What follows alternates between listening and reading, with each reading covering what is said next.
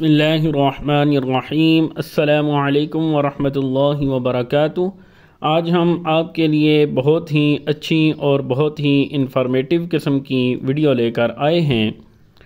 Arch درم بخش کے والدین ایران سے تعلق رکھتے تھے۔ جب ایران میں انقلاب آنا شروع ہوا تو اس وقت اس کے والدین بھاگ کر فرانس میں آ گئے، تو انہوں نے بہت غربت میں اور بہت تنگ دستی میں وقت گزارا تھا، اور یہ سب چیزیں آرچ اپنی آنکھوں سے دیکھا کرتا تھا۔ اس نے بنیادی تعلیم حاصل کی اور اس کے بعد وکالت شروع کر دی۔ بعد ازاں اس نے وکالت میں بہت زیادہ نام کمایا اور اس کے بعد وہ سیاست میں آ گیا۔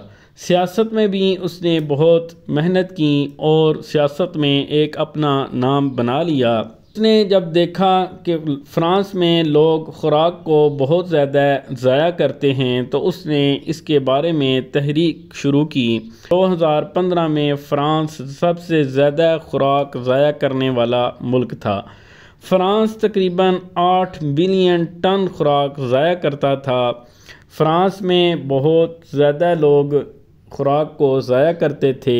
ہوٹلوں میں بھی خوراک کو سنبھالنے کا، اس کو احتیاط کے ساتھ رکھنے کا رواج نہیں تھا۔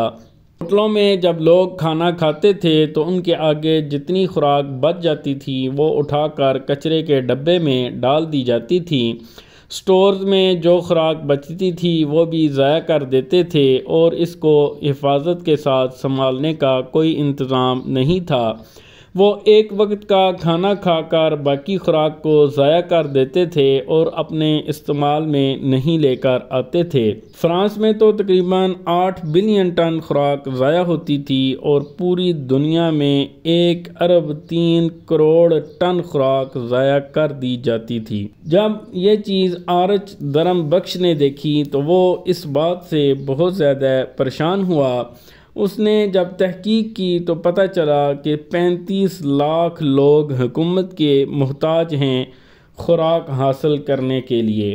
تو پھر اس نے ایک مہم چلائی اور اپنی خوراک کو محفوظ کرنے کے لیے کوششیں شروع کر دیں۔ پھر اس نے ایک بل پاس کرایا کہ کوئی بھی ہوٹل کھانے کو ضائع نہیں کرے گا۔ اگر وہ ضائع کرے گا تو اس کے اوپر جرمانہ ہوگا، اور پھر آہستہ آہستہ اس کے اوپر کام ہونے لگا، اور ہوٹل مالکان نے اپنی خوراک کو محفوظ کرنا شروع کر دیا، یا پھر وہ بچی ہوئی خوراک کو کسی یتیم خانے میں دے دیتے تھے، یا پھر جانوروں کے لیے دے دیتے، یا پھر کسی ایسی فیکٹری میں پہنچاتے تھے جو کہ اس سے کھاد وغیرہ بناتی یا اس کو استعمال میں لے کر آتی تھی، کیونکہ بغیر استعمال کے خوراک ضائع ہو جاتی تھی۔ تو پھر سکول میں بچوں کو بھی تعلیم دینے لگے کہ کس طرح سے خوراک کا صحیح طریقے سے استعمال کیا جا سکتا ہے۔ پھر اس کا فائدہ ہی یہ ہوا کہ پوری دنیا میں اس کے اثرات پڑے، اور اب کئی ملکوں میں ایسے بھی حالات ہیں کہ اگر وہاں پر خوراک کو ضائع کیا جائے یا پھر کھانے کے بعد اگر خوراک چھوڑ دی جائے تو وہاں پر جرمانہ بھی ہوتا ہے۔ تو اب اس کے بعد یہاں پر بات ختم نہیں ہوئی، بلکہ اس نے کپڑوں کے اوپر بھی کام شروع کیا کہ فرانس میں کپڑا بہت زیادہ ضائع ہوتا ہے، کیونکہ ایک کپڑے کی تیاری میں بہت زیادہ محنت ہوتی ہے۔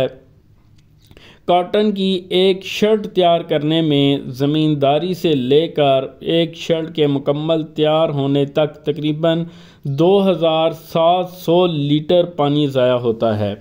اب یہ صرف کپڑے کا نقصان نہیں، بلکہ اس میں جتنے کاریگر کام کرتے ہیں ان کا بھی نقصان ہوتا ہے۔ ایک کاٹن کو تیار کرنے کے لیے بہت زیادہ کاربن ڈائی آکسائڈ، کپڑوں کو تیار کرنے کے لیے کاربن ڈائی آکسائڈ کی بہت زیادہ مقدار بھی پیدا ہوتی ہے، جو کہ پوری دنیا میں منفی اثرات مرتب کرتی ہے۔ ہم تو صرف ایک 700 روپے کی شرٹ کو دیکھتے ہیں، لیکن اس کے پیچھے کتنی محنت کار فرما ہوتی ہے، اکثر یہ چیزیں ہم لوگوں کو نظر نہیں آتی۔ تو اس لیے آرچ نے اس کام کے اوپر بہت زیادہ محنت کی، اور اس نے اور بھی بہت سے دوسرے شعبوں کے بارے میں ریسرچ کرنا شروع کر دی۔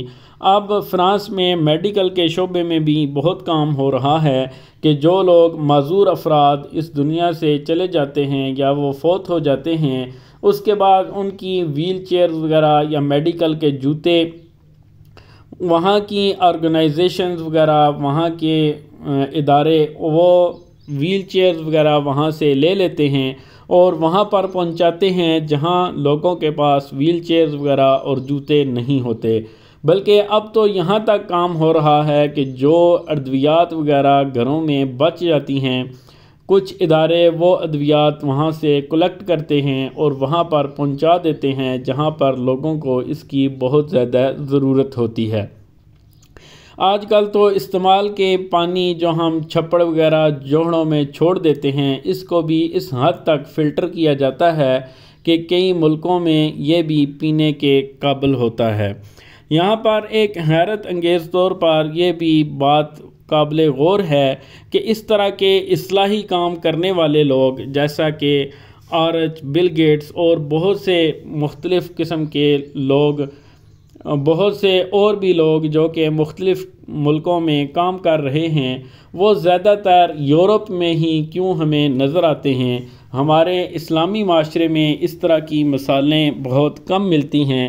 حالانکہ یہ تو اسلام کا بنیادی درس ہے کہ لوگوں کی مدد کرنا، ان کی خدمت کرنا، لوگوں کے دکھ دردوں کو دور کرنا، لیکن ہم لوگ اسلامی تعلیمات کو بہت حد تک بھول چکے ہیں اور اس کی مثالیں ہمیں اسلامی معاشرے میں، ہمارے علاقے میں بہت کم ملتی ہیں۔